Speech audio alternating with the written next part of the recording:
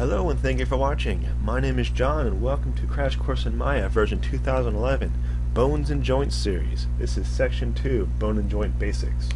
In this video I'm going to discuss the difference between a bone and a joint, the location of the joint tool, creating a brand new joint chain, the hierarchy that is created with the new joint chain, some options inside the joint tool, as well as toggling the display to increase or decrease the size of the joints to fit the model or the display depending on the situation.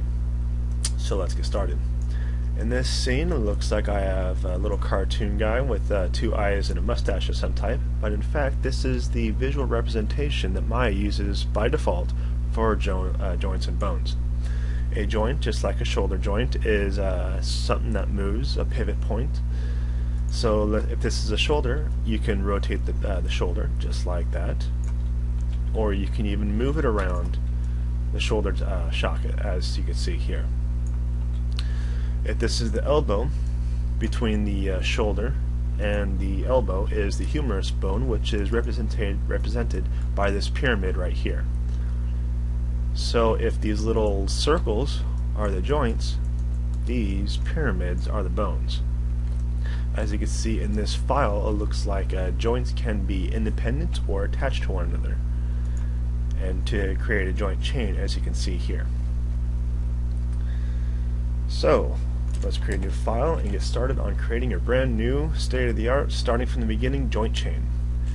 Joints are a rigging tool, and rigging is used for animation. So to find the joint tool, you'll need to go to the animation panel, which is located under this drop-down menu, animation, or you can just push F2 as a hotkey. On the menu, go all the way to skeleton, and it'll be the first option here.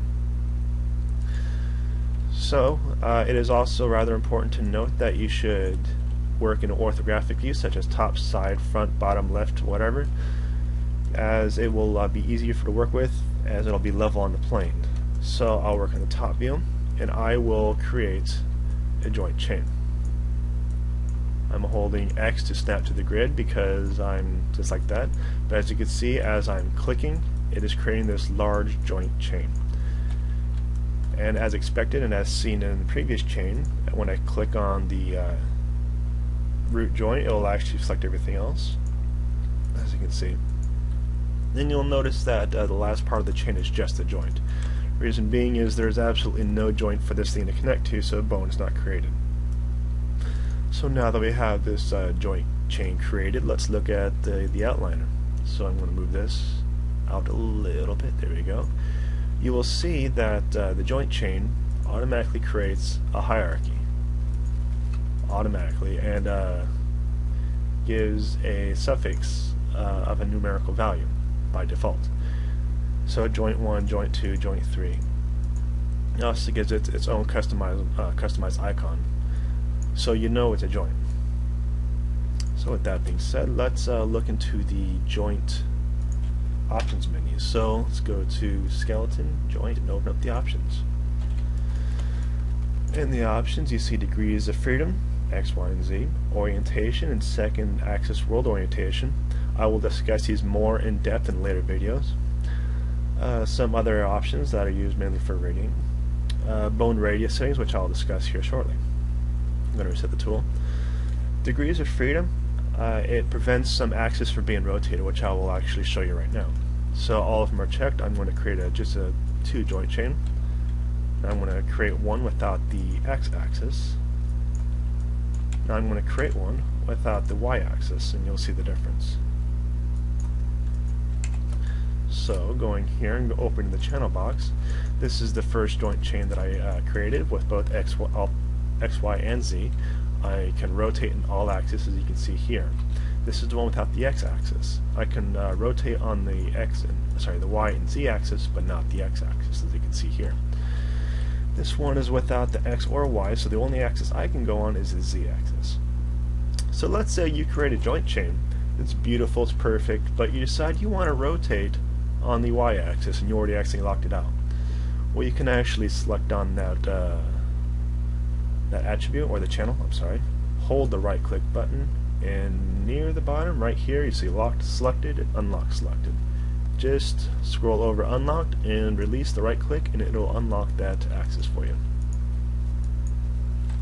There you go. Alternately, if you want to lock